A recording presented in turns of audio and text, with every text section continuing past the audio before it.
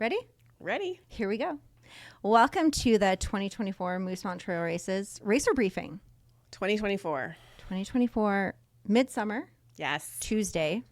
The sun is shining. The sun is shining, and we are in this beautiful new space in Calgary called the Social Launch Labs. Incredibly honored and privileged to support another local Calgary business and a startup. And it really saves us too with the tech after, because I'd rather be out on the mountain. Absolutely. Yeah. And I think we look pretty good. But sitting here like this, do you know what keeps going through my head? Do I want to know this? Well, we're going to share it. Saturday Night Live. Yes. An old skit. There was two of them, and they were talking about meatballs. Do you remember that? No. Okay, so for anybody watching this, I'm going to stop there. Just Google SNL meatball skit, and you're going to have to look after. Absolutely. Yeah. So we're here today to talk about the racer briefing and everything to help you get prepared for your race day. We are incredibly honored to be part of your 2024 race journey. And instead of hosting you at the start line, we do this earlier. So after you watch it at your leisure, if you have any questions, you can reach out to us. I do encourage you to watch the entire video and then maybe try and find my email. I don't make it as easy to find my email because I really want you to watch the whole video before you reach out. My name is Kara. I'm the owner and the race director of Lewiston Ultra Events. It's an absolutely wonderful privilege to bring you all together annually and spend time in our race community. And my good friend Christine. Yes, I am the volunteer coordinator. So you'll see me if you're volunteering. You'll see me when you check in. You'll see me around. Awesome. Christine has been working with Lewiston Ultra Events for, years. We go way back to Lululemon days in 2014, 2015. It's been a long time. Yeah. So when you're with Moose Mountain Trail Races or Lewiston Ultra Events, it's really a family and friend and whole community coming together. So some exciting news for Moose Mountain Trail Races this year. If you ran Shuswap Ultra last year, we had the incredible privilege to be part of Project Peak. So we are beyond excited to announce that this year Moose Mountain Trail Races is the Canadian partner for Project Peak. What is Project Peak? Incredible. It's incredible. It's a huge opportunity for our community. If you can tell by my smile, I am so honored to bring this to our local racers. So Project Peak is back this year for another race series and race events. So they have 4 global trail running events, each of which will send their top men's and women's amateur finishers with entry and travel to El Cruce in Argentina. Yeah. So in Argentina, you get to go there for free, run the race for free, and it's 3 days, a staged 100K race event. So in partnership with Saucony Canada, I am beyond excited to tell you that Moose Mountain Trail Races is the Canadian partner for this epic global series, and both our 50K and 42-kilometer male and female top finisher will receive an offer and an entry to participate in El Cruce. Such a wicked opportunity. Such an amazing opportunity. So thank you to Saucony Canada and Project Peak for this chance for our local athletes to win and participate in Project Peak. And I'd love to go. Oh my gosh, it's going to be incredible. You know, a couple people do ask me, are you running the race? And I'm like, no, I'm going to hold the finish line tape for those winners. Yes. So this year, Moose Mountain Trail Races is on Saturday, August 24th. Please note that we do have 2 start times. The 29-kilometer, 42-kilometer, and 50-kilometer start at 8:30, and the 16-kilometer racers start at 11 a.m. So if you have signed up for a distance and you're looking at transferring to a different distance or a lower distance, please make sure that you take note of that start time. We do start and finish the race in West Bragg Creek Provincial Day Use Area, which is in Kananaskis. We all have Google these days, so if you do put in West Bragg Creek Provincial Day Use Area, that is where you're going. There's lots of parking, there's outdoor bathrooms, so you are good to go, and it's a beautiful space to stage our race in. Your turn. Okay, I'm ready. Totally ready. As usual, you will see me for check in the morning, so between 7:30 and 8:20 for the 29, 42, and 50K racers. Please come check in with me. Super important to know who we have out on the mountain. This is a must-do step. If we don't see you, we will be announcing your name over the PA to make sure that you do come and check in. Very important for everyone's safety that we know who's actually out there on the mountain. If you're running the 16K, you'll check in between 10 and 10:50. If you do not check in, you will be a did not start. Nobody likes those DNSs on their profile. So just make sure you check in. Everybody is encouraged to carpool if possible. There is lots of parking, but it's always nice to have a buddy in the car with you. And then you can go rehash the race on the way home. And everyone smells great at the end. So why not? Why not share that? The course is also open to the public on race day. So just be considerate, mindful, and respectful of other users. Package pickup is at Bourne Brewing. So come by, grab a pint, grab your race kit, come and visit. That'll be on Friday, August 23rd from noon until 7. There will be very limited package pickup on race morning between 7:30 and 8:20 for the 29, 42, and 50K, and between 10 and 10:50 for the 16K. But if at all possible, chat with your friends, grab your bib, grab a friend's bib. It's much less stressful to do it the day before rather than the day of. And just make sure you have some sort of ID or an email or text from your friend if you're picking up for somebody else. Bibs are for you and you only. You do not pass them off to a friend, a buddy, a dog, a bike. No, it's just for you to run in. Dogs are not allowed on course. Pacers are not allowed on course. And no bikers are racing in this race either. What else do we got? We're going to go right into race course and what to expect for that day. So if you've been with us before, what it's like at the start finish is totally different from what it's like at the top of the mountain.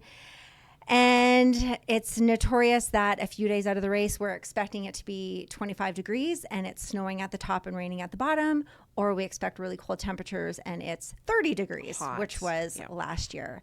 So normal highs are about 22 degrees and a low is 8 degrees. And that's a huge fluctuation. So we really want you to be prepared for all elements. Christine's going to go through later some of the suggestions that we have for required gear and what we strongly recommend that you carry with you. Sunrise is around 6:40 in the morning, so you will have sunrise, and we are wrapped up and done by 5 p.m. Hopefully, fingers crossed. Yes. Knock on wood. So we don't need to worry about sunset either. The race course, Moose Mountain Trail Races, is hosted on the original trails that make up West Bragg Creek. I'm a huge history buff and I love all the history about it. We've talked before about moving the race course to some of the new single track in the area. It's just as stunning, if not more stunning, but there's such historical feeling running on those original trails, the original trail network, and what started West Bragg Creek. There is quite a bit of elevation. It is rolling blue and green trails. There's a mix of single and double track for each race course. Moose Mountain is always in the background. So when you do start, if it's a nice clear day, you are going to see the Kananaskis Fire Lookout that was rebuilt 2 or 3 years ago. Beautiful. Our 16-kilometer runners are going to be going everyone's actually going out the same direction. Our 16-kilometer runners are going to stay in Forested Trail. 29 and 42-kilometer trails are going up the mountain to turn around at the saddle of the mountain. And our 50-kilometer runners are going all the way up, just about to touch that fire lookout, and they're going to come back down. There are some cutoffs with this race. The pages Christine and I are looking at are available on the website with our racer guide. We'll also send you a link to that in our racer email. So just a quick note on the cutoffs. For the 16-kilometer race event, you need to be at the finish line by 3:30 p.m. That's a lot of time. Keep moving. You got a lot of time to finish 16 kilometers. 29 and 42 kilometer runners, you must pass through the T-Junction aid station by 1 p.m. 29 kilometer runners, after 1 p.m., you will be assisted off the mountain and brought back to the finish line.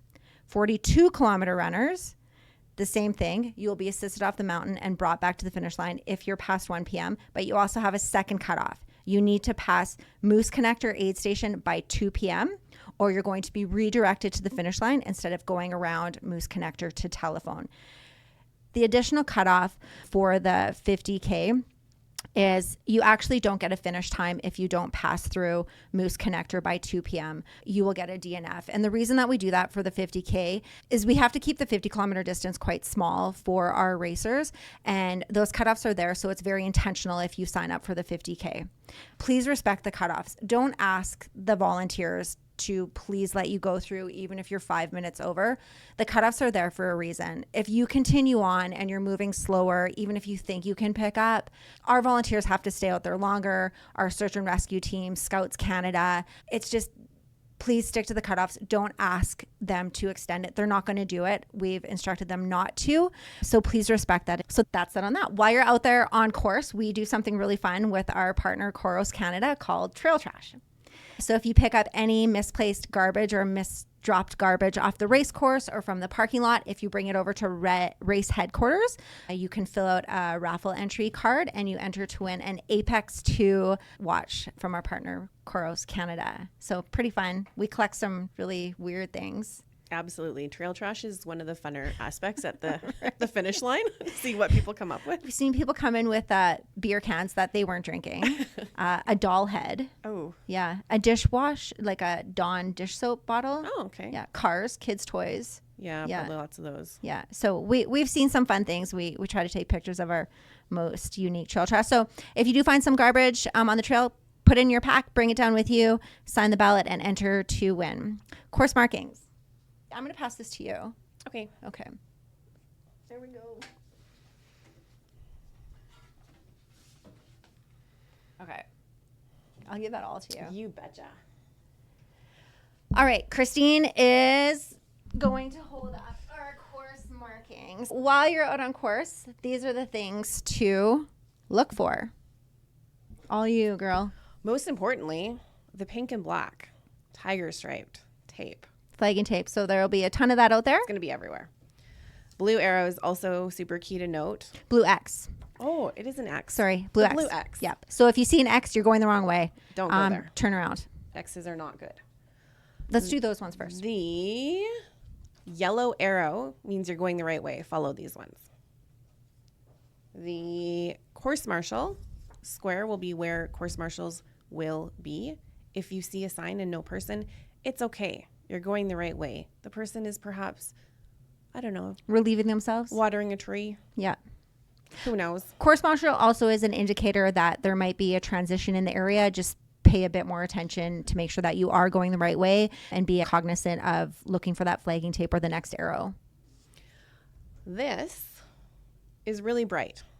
Yeah. So that goes on the saddle of the mountain. That's the 29 and 42 kilometer turnaround. There will hopefully be several marshals up there reminding the 29 and 42 kilometer to turn around in the saddle. So you'll see that. And then the other sign Christine has is for the 50K, and that will be at the top of the mountain to turn around.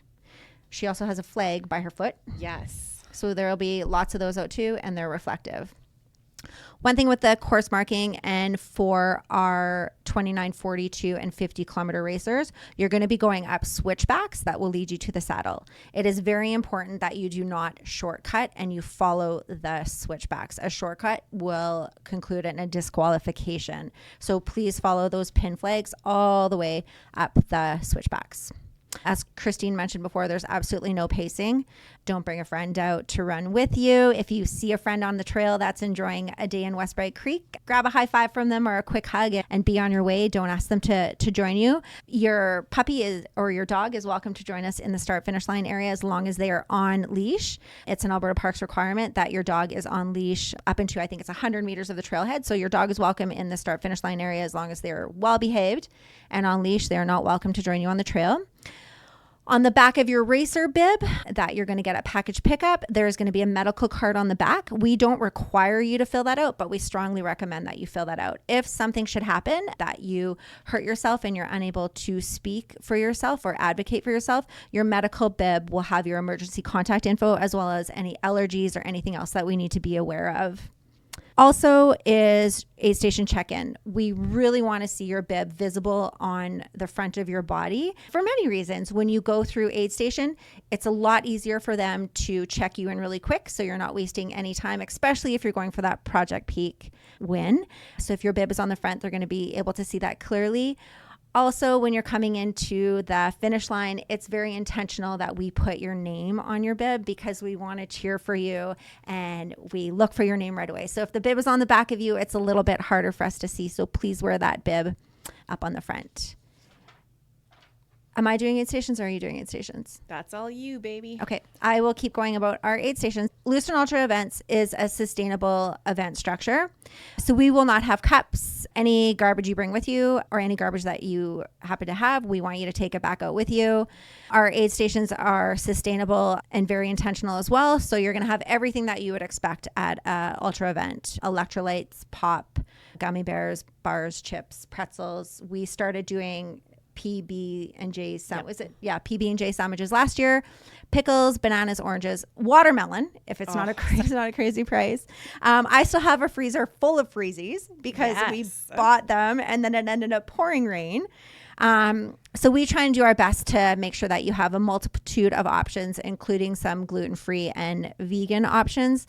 However, if there's something that you really need, if you have some allergies or something that you're used to racing with, a certain gel, please bring that with you. MMTR Moose Mountain Trail Races is a Trail Sisters approved event. So we will have feminine hygiene products available at all of our aid stations. And again, we are cupless. I think a lot of events at this point are cupless. Yes. So we don't have any disposable cups. If you need a sip of pop, electrolyte, water, anything, there's lots of collapsible cups that you can get and just put into your pack. Also, really important to mention, come race ready. We do not have a water fill station at the start line. If your bladder is empty, you are going up for 9K with My no bladder, water. but I'm so nervous before I start running. Your water pack. Okay, thank you. If you decide to drop from the race, if it's not your day, the elements are getting at you, it's just not working out, please make a smart decision. While I encourage you to be courageous and fight through, we also want to keep you safe, and your safety is the most important thing to us. If you decide to drop from the race and are able to walk it in, please do. Sitting down anywhere on the course and waiting for search and rescue probably will take some time to get to you, but if that's what you need to do, please do that. Do not go off course for any reason, even if you're familiar with the area and there's a route that is a shortcut. Don't do it. As soon as you leave an aid station, we have a variable of time of when to expect you at the next aid station. And if you decide to shortcut and go a different way, we just don't know where you are. And it could initiate a very expensive search and rescue party, which is going to be at your expense. You sign that in the waiver. So yeah. Mandatory dropout. If you're just not looking well, we're watching you. We have eyes all over the mountain. If you're not looking well and it's not your day and the aid station captain or our medical support out there decides that it's in the best interest and safety of yourself to pull you from the race, they're going to make that decision and you have to comply and adhere to that decision. We take that very seriously when we make that. We haven't yet had to do that, but we do have a mandatory dropout procedure. Okay, now I think it's your turn because I need some water. In the vein of safety, safety is absolutely the top priority. So that being said, you need a jacket to start the race. So the jacket could be a wind shell, it could be an emergency blanket, it could be a garbage bag, but you need something to protect yourself from the elements because the change in temperature, the change in weather conditions can be absolutely massive from the bottom to the top. The Fire Lookout is the highest mountain in the range. So it's open, it's exposed, there's wind, there's all sorts of things up there. So just be prepared, as prepared as you can, because it's always best to be safe. Can I just jump in for Yeah. 1 second? I like how I went down. Yeah. I haven't sang yet. Christine mentioned the jacket. That's a must-have. That's a must. So no jacket, no race. But that is only for our 29, 42, and 50 kilometer racers. 16 kilometer racers, it's strongly recommended, but it's not a must. 29, 42, and 50 are going up the mountain. You need to have a jacket. With that being said, I don't expect you to go out and buy a $200 jacket. We've seen people show up with a garbage bag, a recycling bag, something that can protect you from the elements should you fall and be moving a lot slower, that you can stay warm. Yes. Weather changes fast. Just Very. be prepared. It could be hot. It could be cold. It's definitely going to be windy and it might be rainy. Who knows? There might even be snow. Let's hope not. But you never know. We do live in Alberta. What else do we have? Things that you should seriously consider having on your person is, of course, that hydration pack, the bladder, handheld bottles, at least 1 liter of water. It might sound like a lot, but 1 liter is definitely a safe minimum to have. Also suggesting to have about 400 to 600 calories on your person as well. A whistle, some sort of an emergency blanket or space blanket that windproof, water-resistant light jacket, a map or the race route downloaded to your watch, bear spray, but only if you know how to use it. Gloves and mittens are shockingly handy to have, as is a buff toque or hat. And a warm layer perhaps might be useful for you as well. Some sort of like a light long sleeve might work well. Having your phone with you can definitely make yourself feel more comfortable. There is limited cell coverage on the route though. Sunscreen, definitely a must in the summer, lip balm, protection, sunglasses, and then of course your high energy fuel or drink. So whether that's like an electrolyte, a carb, a gel, something like that that you can have on you as an emergency backup. Of course, as per usual, everyone must be over 18 on race day. You are allowed to use poles. So if poles are part of your normal race routine, bring them along. As Kara mentioned, trail trash is a fun game we play, but not because there shouldn't be any trail trash out there. So if you're consuming things that come in packages, make sure you put those packages in your pockets and bring them down off the trail for you. And of course, keep an eye out for all of those different trail markers and signs, and make sure you're staying on the course and following the route. I like that we go through all these because we've been running trail for a while, but Moose Mountain Trail Races is known as almost like the gateway to the ultra world, and also for first time trail runners. Yes, and you don't think about the things you don't remember. You don't. And we do see a lot of participants that are transitioning from road or trying trail for the first time. And when you think about running 16 kilometers on the road or 29 kilometers on the road, you always think, oh, I just need 500 mils of water and maybe one gel. That does not equate in the trail world. So different on trail. It's so different. And the highs and lows that you ride in that distance are so different from the road world. So if you are new to ultra running or trail running or trying it for the first time, please be really mindful of the things that Christine just mentioned, because it is a totally different situation than being on the road where people are all around you. You might be alone by yourself for half an hour and don't even have a gel. Please be aware of the things that she mentioned. Again, talking about safety, if you see someone who's injured, definitely, if you can, stay with them until medical help arrives, or help them along to the next aid station if that's appropriate. Make sure that you do take down their information if you go along without them, so that the next aid station knows who they are, what their bib number is, and where they are. So try to remember, take a picture, or remember some landmarks for where that person is. First name is on their bib. So first name you is have on their the first bib. name Absolutely. or their bib number. Yeah. And most people carry phones, snap a picture, make sure you've got that information with you, because we're all a big team and a big family out there, and keeping each other safe is super key to make sure it's fun for everyone and everyone has a good experience. There are washrooms down at the start line, so please do use those. And if and when you do need to step off the trail, just make sure you're doing it in a respectful way so that you're not inconveniencing other people. And remember to take out what you take in. So if you're using some sort of paper, make sure that's coming back down the trail with you. There is no storing food or supplies along the course, so whatever you need on your run, make sure it's on your person. Again, vests are amazing, waist packs are amazing. Make sure you're packing that appropriately for your distance, and make sure you're being nice. If there's spaces for people to pass, let them pass. If you're wanting to pass, call it out. Make sure you're telling the person that you're overtaking where you're passing. Say hi to people, meet new people. It's amazing who you get to know while you're out there running for a couple hours. And that's half the fun of doing a trail race versus a road race too. Absolutely. Is the camaraderie and the conversation. Absolutely. That's why I sign up for races, to meet new friends and trail karaoke. Oh my gosh, and to sing. Absolutely. Again, like Kara mentioned, if there is anything that happens for medical reasons, so if you decide to take a shortcut because you're dropping out of the race, you are definitely responsible for that cost. Perfect. I think the one thing I forgot to mention when I was chatting about aid stations is drop bags. We don't do any type of drop bag. What you start with is what you're going to finish with. Make sure your pack waist belt is appropriate for everything that you need to carry. As Christine suggested, 1 liter minimum. I would encourage a backpack a runner's Definitely. pack over a waist belt, but that's you and you know your race best. Cellular reception and Wi-Fi. So Bright Creek Trails Association at their trail center does have a hotspot. The hotspot information and how to log in is on the sign of the door. So that is there. You'll have intermittent service along the course. So it's really touch and go. Wildlife encounters. Oh man, if this is not the year of the bear, Wow. I don't know what is. And gross. So I don't want to terrify anybody. Wildlife is always there.